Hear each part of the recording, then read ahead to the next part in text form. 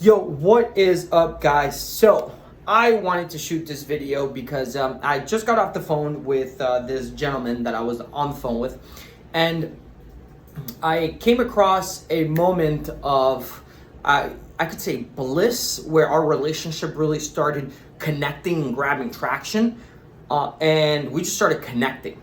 Right? So I want to talk about this because I think it's really important for anybody that's in the wholesale space and is in communication with sellers that are selling their homes for a deep discount. And we're sending out offers, right? Because the offers that we are sending are not as high as other people would send them, because we're looking at getting properties at a deep discount so we could sell them and make a fat check in between, right? Because we are making money by giving them value. They're trading equity for speed and convenience, which is what we are able to provide these people by helping them sell their homes quick and efficiently and fast, right? So I was on the call with them, like I'm on the call with so many people every day. And one thing that I've grown accustomed to is to own the fact that I am looking at buying a house so I can flip it and resell it for a profit, right?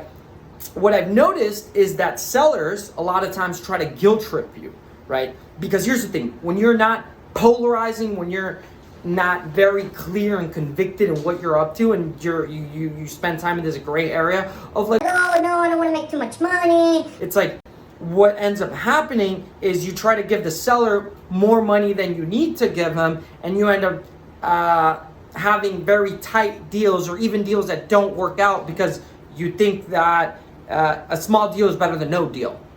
Which it might be the case at the beginning, but once you pick up some traction, like, you need to be looking for these bigger deals that actually move the needle forward, right? So back to this conversation that I had with this gentleman. So he called, we're on the phone, right? And he tells me, he's like, oh, I want $300,000 for my house, right? No way in hell I could pay $300,000 for this house. I'm like, oh, you want $300,000 for the house? He's like, yeah, I want $300,000. I'm like, all right, look, we're two worlds apart from what you want and what I'm willing to offer you. He's like, oh, you want to buy the house so you can put some work into it and you can make a profit, I know. That's what he said to me, and I was like, yeah, of course, that's what I'm here to do. I'm here to make some money, you know? And as soon as I said that,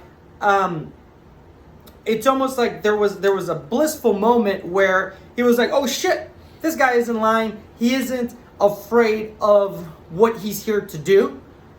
It wasn't like, oh no, sir, I don't want to make too much money. Like, I want to work out a fair deal for you. Look, by all means, fair with a lot of change in between. The F and the R, right? So, I told him that. I was like, look, there's no way that I'm going to pay you $300,000 for this house. We're two worlds apart. And at that point, I'm ready to let go. I'm like, look, if this is where you are, this is where you stand, I understand. You might be able to sell it, get a realtor, work with somebody else. I'm not the guy for you, right? This is the energy that I come in with, right? It's not like I'm trying to like, oh, please work with me. No, I'm like, look, we're worlds apart. I think it's going to be better if you go and you look for somebody else. At that moment in time and space, he realizes that I'm about my business. I'm not here to lie or to not be congruent with what I'm up to. And he picks up on this, right? Immediately as he picks up on this, he's like, no, look, give me a second, I'm open to your offers, give me an offer, what are you thinking? And now he starts giving me a little more grip on where to grab. And then he's like, look, don't be caught up in the offer that I gave you, give me the offer that you think. The house needs a little work. And in that moment, he starts opening up, right? He starts telling me, oh, the house needs a little bit of work. And then he starts kind of like giving me a little more leeway and allows me to start understanding, or allows me to peek into his reality to know why it's convenient for him to sell for cash.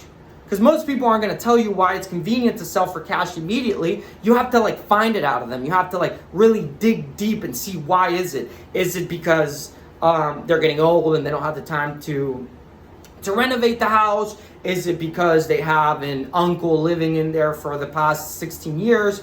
Is it because their daughter is there? Whatever the reason is, you have to identify that, and they're not always going to tell you that straight off the bat, but if you keep hammering in the deal, eventually it will come.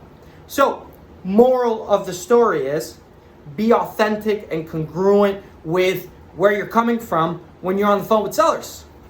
Like, be clear that you're in this to make a profit.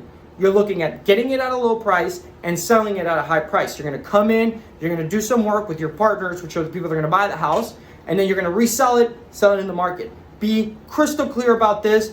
They're trading equity for speed and convenience. If they want a high offer for their property, it's best for them to list it for themselves or find a realtor. As a wholesaler, that is not what we are here to do. We're here to get deals, right? All right, let's go. All right, guys, I hope that was somehow useful to you in your world, in your environment. And namaste.